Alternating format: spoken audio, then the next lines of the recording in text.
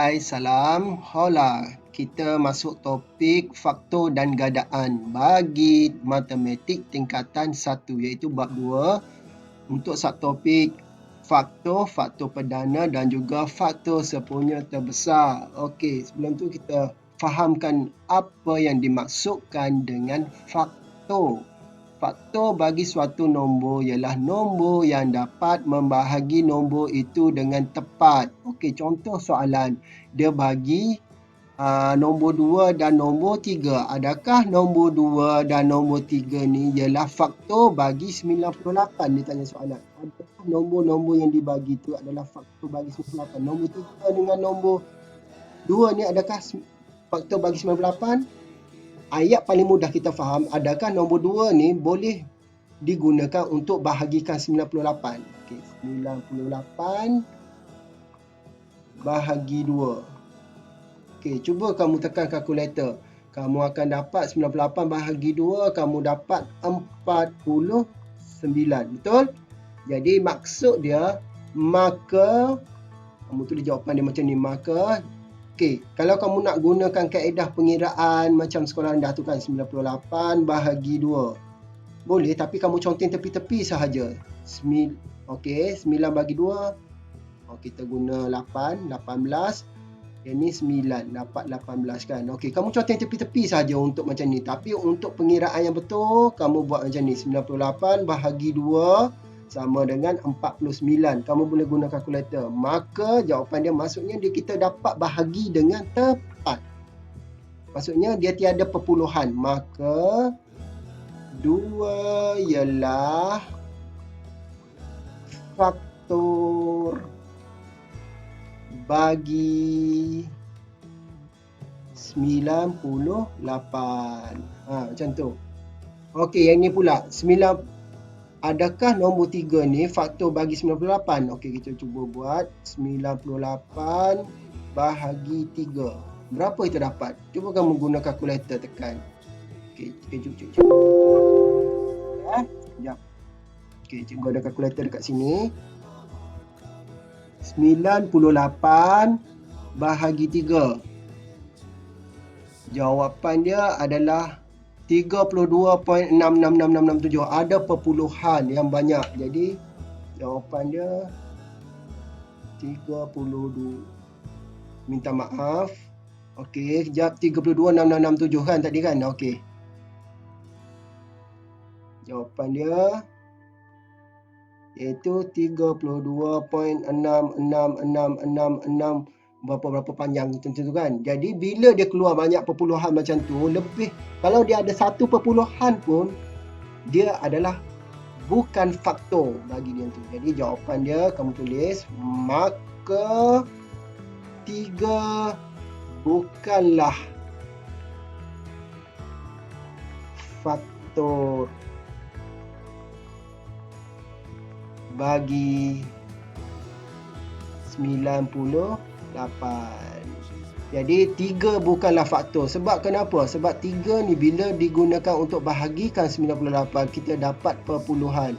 Bila apa-apa nombor yang digunakan untuk faktorkan dia dapat perpuluhan, dia bukanlah faktor. Jadi dengan kata ringkas, untuk kamu faham, faktor ni adalah nombor yang boleh digunakan untuk bahagikan nombor yang dibagikan dalam soalan. Kalau nombor yang dibahagi tu kita dapat dengan tepat tanpa ada perpuluhan, jadi dia adalah faktor. Jadi soalan nombor 1 ni, yang A ni adalah faktor. Kenapa? 98 bahagi 2 kita dapat 49. Tiada langsung perpuluhan. Tapi kalau 98 bahagi 3 kita dapat perpuluhan. Jadi maka nombor 3 ni bukanlah faktor bagi 98. Clear? Okey. Cikgu agak sukar guna pen ni sebab tu tulisan cikgu agak buruk sikit kalau guna dekat sini. Okey, kita tengok ni. Senaraikan semua faktor bagi setiap nombor berikut. Nombor 16. Okey, jadi kamu kena senaraikan semua faktor bagi 16 ni. Macam mana kamu nak senaraikan dia? Buat macam ni je. Okey, kita tengok. 16 boleh ke bahagi dengan 1?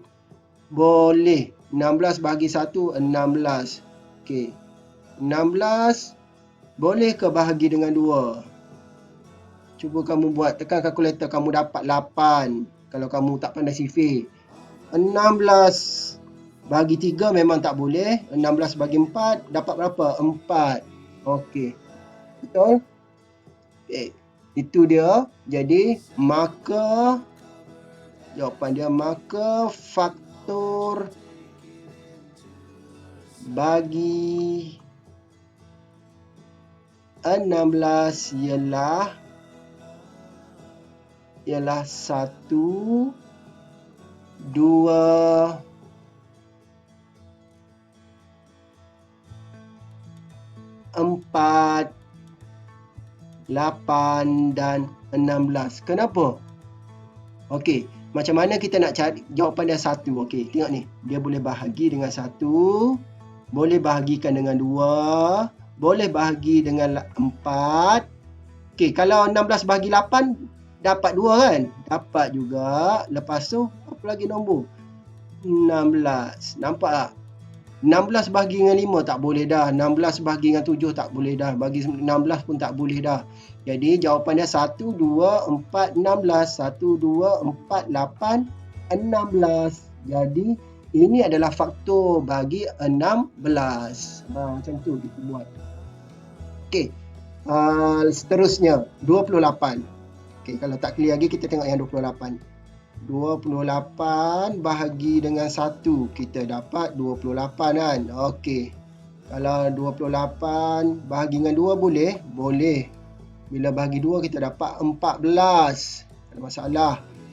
28 bahagi 3 tak boleh. Okey, 28 bahagi 4 boleh. 7 kita dapat. Bahagi dengan 5 pun tak boleh dah. Sifir-sifir seterusnya cuba kamu guna kalkulator pun tak dapat dah. Okey, jadi jawapan dia, faktor yang boleh digunakan adalah faktor dia 1, 2, 4, 1, 2, 4, 7, 14, 28. Kenapa yang sebelah sini boleh guna juga? Cuba kamu bahagi balik. 28 bahagi 28 dapat 1 kan? Maksudnya 28 ni adalah faktor dia juga. 28 bahagi 14 dapat juga 2. Maksudnya selagi nombor yang dibahagi tu jawapan dia tidak dapat perpuluhan, maka dia adalah faktor. Jadi jawapan dia kamu kena tulis macam ni. Maka, cikgu cuba tulis nanti. Maka faktor bagi 28 ialah 1, 2, 4, 2, 1, 2, 4, 7, 14 dan 28. Macam tu, kamu kena tulis satu persatu ya. Kalau kamu tak tulis jawapan ni, kamu tak dapat markah penuh, kamu dapat jalan kerja sahaja. Okey, yang ni pula 40. Okey, cuba 40 bahagi 1 dapat 40. Jadi kat sini faktor 40 adalah 1 dengan 40. Boleh. 40 bahagi 2 boleh? Boleh. Kita dapat 20. Jadi 20 dengan 2 pun adalah faktor dia juga. 40 bahagi 3 memang tak dapat. Bahagi dengan 4. Memang boleh. Dapat 10. Berapa lagi? 40 bahagi dengan 5 pun boleh. Dapat 8. Sifir lain dah tak boleh dah. Jadi jawapan dia 1, 2, 4, 5, 8, 10, 20, 40. Nampak? Okey. Jadi maka faktor bagi 40 ialah 1, 2, 4, 5, 8, 10, 20 dan 40. Macam tu. Okay. Jadi itu adalah nombor-nombor yang boleh digunakan untuk sebagai faktor bagi yang diberi dalam soalan. Okey, seterusnya soalan faktor juga. Tandakan right bagi 3 faktor 216. Okey. Jadi maksudnya kamu kena cuba jayakan 216 ni daripada beberapa faktor. Ni ada 8 faktor dekat sini. Okey, cuba guna kalkulator. Guna kalkulator ya. Cuba tengok. 216 bahagi dengan 5.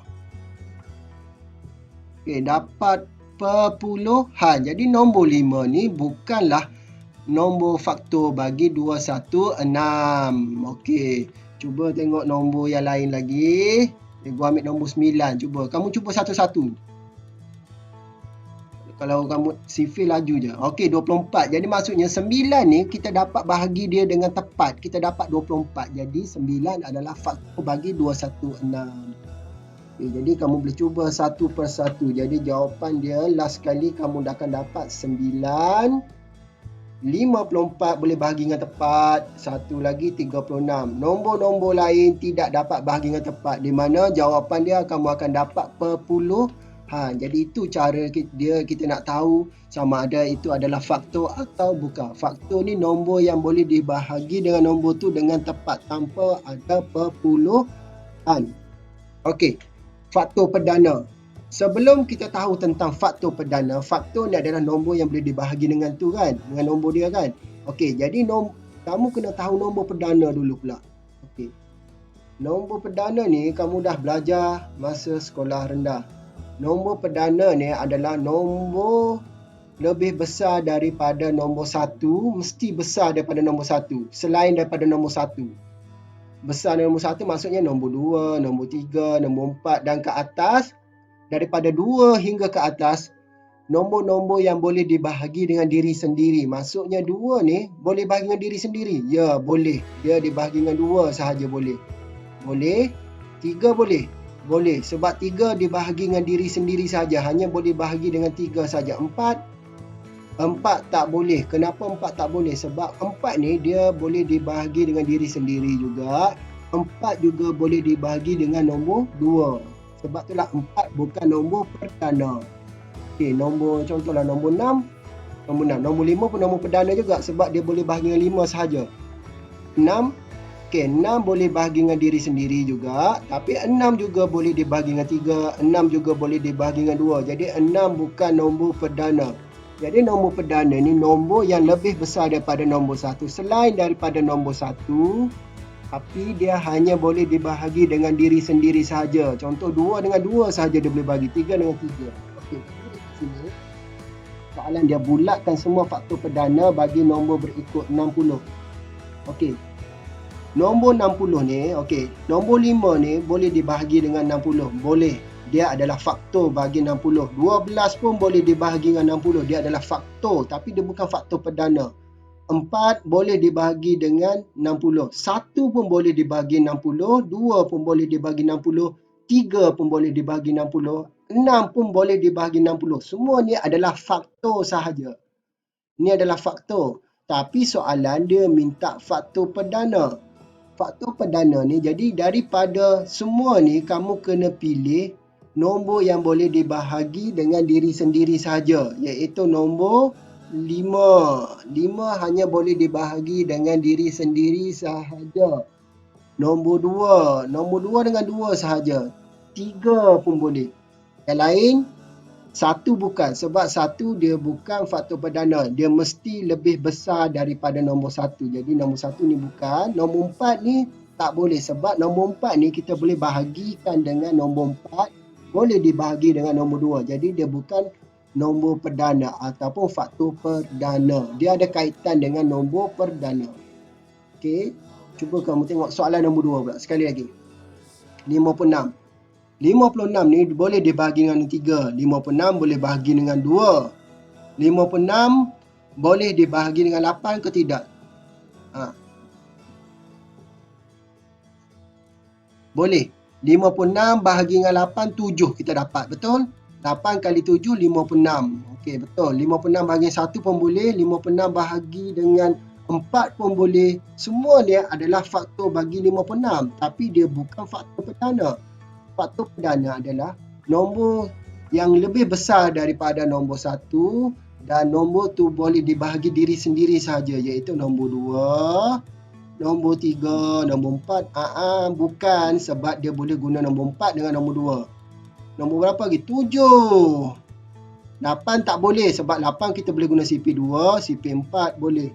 56 pun tak boleh. Jadi jawapan dia adalah 2, 3 dan juga 7. 3 ni boleh ke? Minta maaf, kita tengok balik. 56 bahagi 3 minta maaf. Okey, 1 kali 3.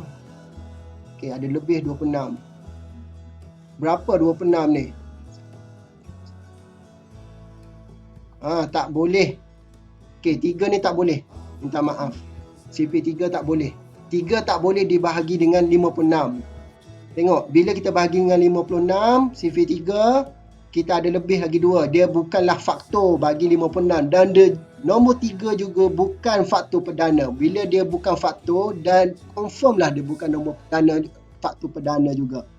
Jadi maksudnya faktor perdana ni, kamu kena cari dia faktor dia dulu. Boleh bahagi ke tidak dengan 56. Lepas kalau dia boleh dibahagi, kamu tengok nombor-nombor yang boleh dibahagi tu, dia hanya boleh dibahagi dengan diri sendiri sahaja.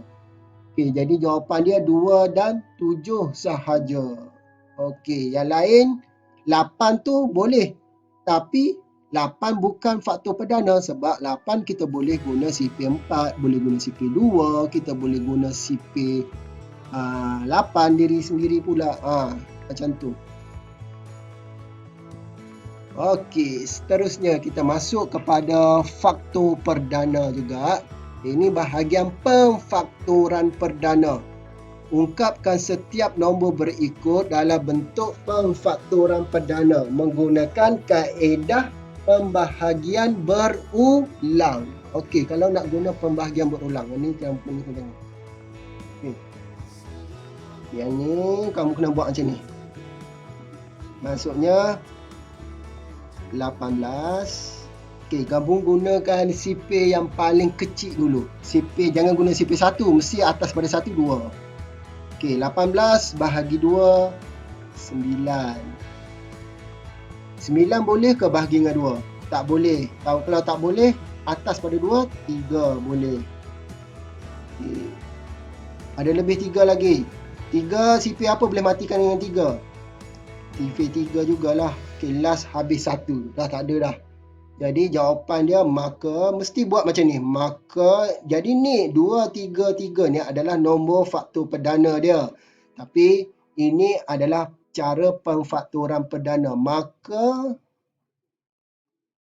18. Okey, 18 sama dengan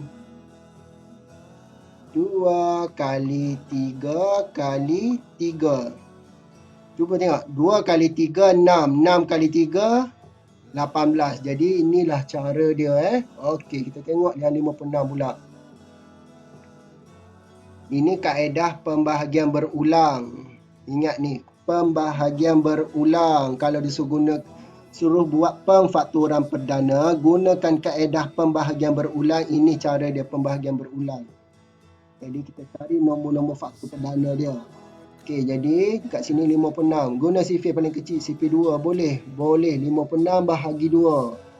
Okey, kalau 56 bahagi 2, kita dapat 28 sini. 28 bahagi 2 boleh? Boleh lagi. 28 bahagi 2 kita dapat 14. 14 boleh bagi 2? Boleh lagi, kita dapat 7. 7 boleh bagi dengan 2 lagi? Tak boleh. 7 mestilah mati dengan CP7 sebab CP7 dia tak ada CP lain lagi. 1. Last, habislah 1. Jadi jawapan dia, maka mesti ada jalan kerja macam ni. Maka 56 ialah 2 kali 2 kali 2 kali 7. Dapat dari mana 2 kali 2 kali 7? Ni bahagian tepi ni. Okey, sama juga dengan ni. 2 kali 3 kali 3. Jadi itulah cara pembahagian berulang. Okey, kalau cikgu nak guna soalan yang sama, tapi dia suruh buatkan pemfaktoran perdana, gunakan kaedah pokok faktor. Kalau pokok faktor pula macam mana? Pokok faktor.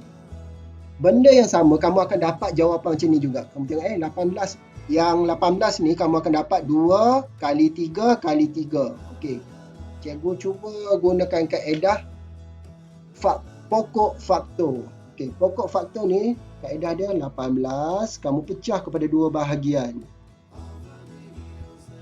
18 ni kita boleh matikan guna sifir 6 dengan 3, betul? Boleh. Okey.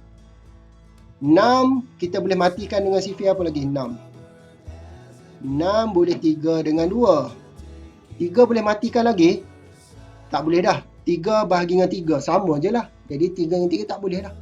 6 ni dia boleh guna 3 dengan 2. Kamu maksudnya 3 ni kita kena pecah 2. Jadi 3 bahagi 1. Tak perlulah 1 tu 1 tak perlu tulis. Jadi jawapan last dia adalah 3, 2, 3. Jadi jawapan dia maka 18 ialah 2 kali 3 kali 3. Sama tak? 2 kali 3 kali 3, betul kan? Ini cara pembahagian berulang. Yang ni kaedah pokok faktor. Okay. Katakanlah kamu nak gunakan kaedah ni. Kamu nak gunakan 18 guna sifir 9 dengan 2. Okey. Sifir 9 dengan 2 ni kita boleh gunakan untuk hasilkan 18. Okey. Di mana 2 kali 9 18, betul? Betul. Okey, lepas tu 2 kita tak boleh pecah dah. Sebab 2 untuk bahagikan dia 2 dengan 1 tak boleh. Okey, 1 tak perlu tulis. 9 kita boleh guna 3 dengan 3. Betul? Jadi jawapan dia 3, 3, 2. Sama sahaja kalau kamu nak gunakan mana-mana. Maksudnya kalau kamu nak guna sifir 6 dengan 3 pun boleh, nak guna sifir 9 dengan 2 pun boleh. Tapi pada pengakhiran dia tu, kamu akan dapat jawapan sama, iaitu 3, 3, 2. Kamu akan dapat nilai yang sama juga. Okey, 56. Okey, kalau 56. Okey, kita tengok 56. Cikgu gunakan sifir 8 kali 7. Tak kisahlah kamu nak guna sifir mana-mana. Yang penting last sekali, dia pecah dia. Tengok 8 boleh pecah kepada 2 juga, iaitu 4 kali 2. 4 ni boleh pecah 2 lagi. 2 kali 2. 7 ni boleh pecah 2? Tak boleh. Sifir 7 hanya boleh dibahagi dengan 7 sahaja. Jadi 7 je lah, tak boleh. Yang kelas dia adalah 2, 2, 2, 7. Jadi jawapan dia maka 56 ialah 2 kali 2 kali 2 kali dengan 7. Okey, sama tak dengan yang sebelum ni, yang 56? Guna kaedah pembahagian berulang. 2 kali 2 kali 2 kali 7. Sama kan? Okey, tengok. Soalan yang sama, 18 dengan 56. Kamu akan dapat jawapan yang sama kalau guna kaedah pembahagian berulang atau gunakan pokok faktor. Jadi kedua-dua kaedah ni kamu kena mahir, sebab dalam soalan kadang-kadang dia minta guna pokok faktor, kadang soalan dia minta guna pembahagian berulang. Jadi last sekali dia tu, cikgu ulang balik, kalau 18 ni kita boleh guna sifir 6 dengan 3 atau 9 dengan 2, mana-mana saja mengguna. Lepas tu kamu tengok sifir mana boleh pecah lagi. 6 boleh pecah kepada 2 bahagian, 3 dengan 2. 3 boleh pecah lagi, tak boleh dah. 3 hanya boleh bahagi dengan 3 saja. 2 boleh bahagi dengan 2 saja. 3 boleh bahagi dengan 3 saja. Jadi last sekali dia macam, last sekali dia adalah jawapan dia 3, 2, 3. Jadi jawapan dia 2, 3, 3. Boleh? Okey, seterusnya kita pergi kepada faktor sepunya. Faktor sepunya bagi sekumpulan nombor ialah faktor yang nombor yang boleh membahagikan semua nombor dalam kumpulan itu. Okey, kita ada nombor, contoh soalan kita ada 15, 13, 45. Jadi kita kena senaraikan semua faktor yang ada dalam tu. Faktor sepunya maksudnya kamu kena cari faktor-faktor bagi nombor-nombor sekian. Nombor 15, nombor 30, nombor 45. Jadi kamu kena senaraikan faktor yang boleh digunakan untuk 15. Nombor yang boleh dibahagi dengan tepat nombor 15. Contoh 15 sifir kita boleh guna sifir 1. Okey, ini bukan faktor perdana ya. Ini faktor dan sepunya. Lain tu, kamu kena bezakan faktor perdana, faktor sepunya. Faktor ni Ini faktor. Faktor maksudnya nombor yang boleh bahagi dengan tepat. Faktor perdana, nombor yang boleh dibahagi dengan tepat dan juga dia bukan nombor satu. Nombor yang boleh dibahagi diri sendiri. Okey, ini faktor sepunya pula. Yang sepunya nanti cikgu bagi tahu apa tu sepunya. Kamu cari faktor dia dulu. 15 boleh dibahagi dengan 1. 15 boleh dibahagi dengan 3. 15 boleh dibahagi dengan 5. 15 pun boleh dibahagi dengan 15. Ada lagi sifir lain. 30 pula. Sifir 1 boleh. Sifir 2 pun boleh. Sifir 3 pun boleh. Sifir 5 pun boleh. Sifir 6 pun boleh. Sifir 10 pun boleh. Sifir 15 pun boleh. Sifir 30 pun boleh. Okey, untuk sifir 45 pula. Sifir 1, sifir 2 tak boleh. Sifir 3 boleh. Sifir seterusnya, sifir 5 pun boleh. Sifir 6 tak boleh, 7 tak boleh, 8 tak boleh, 9 boleh. 9 kali 5, 45 kan. Jadi sifir 9 boleh. Sifir seterusnya, sifir 15. 15 pun boleh. 45 bahagi 15 pun boleh. Okey, iaitu 3. Lepas tu kita ada sifir 45 last sekali kita tak ada.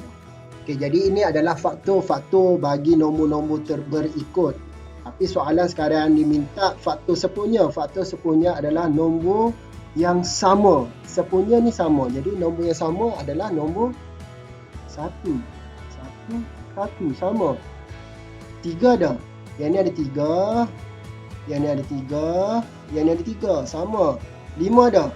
Dah. Yang ni ada 5. Yang ni ada 5. Yang ni ada 5. Pastikan dia sama semua. 15 ada. Yang ni 15 ada. Yang ni ada 15. Ada juga 15. 15. 15. Jadi nombor berikut yang sama. Maksudnya kalau sini ada 15. Sini 15. Sini tiada 15. Maksudnya kamu tak boleh bulatkan dia. Mesti ketiga-tiga tu sepunya. Maksudnya sama. Jadi jawapan last dia adalah, kamu kena tulis macam ni. Last kali jawapan dia, faktor sepunya bagi 15, 30 dan 45 ialah 1, 3, 5 dan 15. Itu faktor dia adalah 15. Ada sama kali faktor 15. Minta maaf. Kita tengok. Ada 15. 15 dia ada semua. Jadi ini adalah faktor sepunya bagi 15, 30 dan 45. Jadi faktor-faktor ni adalah sama. Jadi 1 semua ada, 3 semua ada, 5 pun, 5 yang ni ada, yang ni pun ada 5, ni ada 5.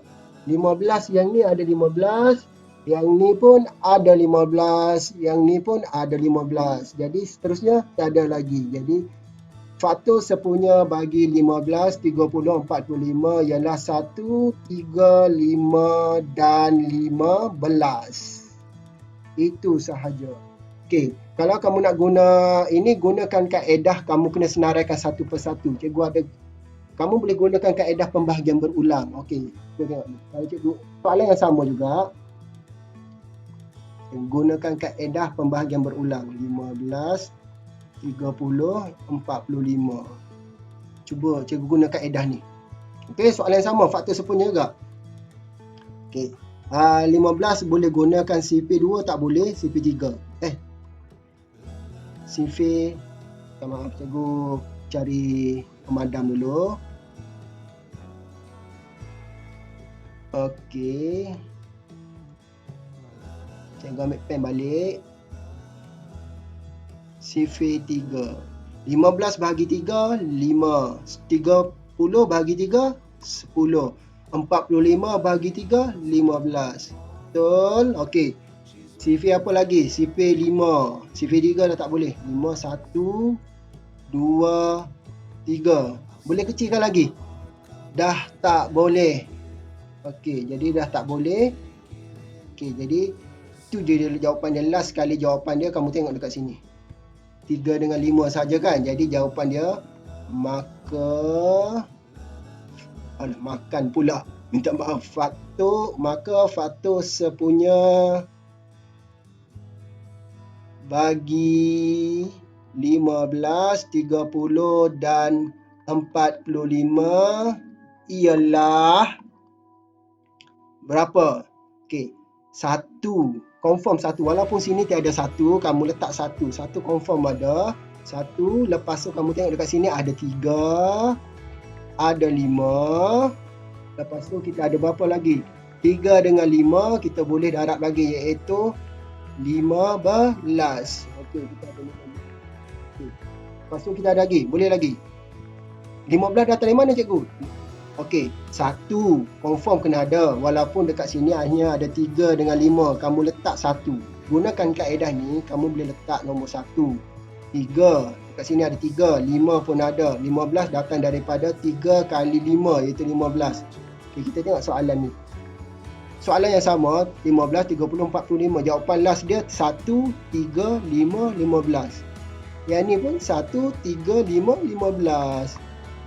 Sama kan jawapan? Ini kaedah dia lagi senang, lagi cepat. Menggunakan kaedah pembahagian berulang di mana jawapan dia mesti ada satu ni kamu kena fikir. Dia memang ada sama 1, nombor 3, nombor 5, 15 tu hasil daripada 3 darab 5 iaitu 15. Jadi jawapan untuk faktor sepunya nombor-nombor berikut 1, 3 dan 1, 3, 5, 15 ni nombor yang boleh bahagikan nombor 15, 30 dan 45. Itu jawapan dia. Jadi kamu boleh gunakan mana-mana kaedah. Kamu nak gunakan kaedah menyenaraikan dia ataupun gunakan kaedah pembahagian berulang macam ni juga. Okey. Faktor sepunya terbesar FSTB. Okey, faktor sepunya terbesar ni kamu gunakan kaedah pembahagian berulang. Cikgu guna satu kaedah je cikgu ajar, senang. Okey. 12 dengan 20. Okey, 12 dengan 20. Okey, gunakan kaedah pembahagian ulang. Okey, gunakan sifir paling kecil, sifir 2. 12 bahagi 2, 6. 20 bahagi 2, 10. Boleh lagi? Boleh guna sifir 2 lagi. 6 bahagi 2, 3. 10 bahagi 2, 5.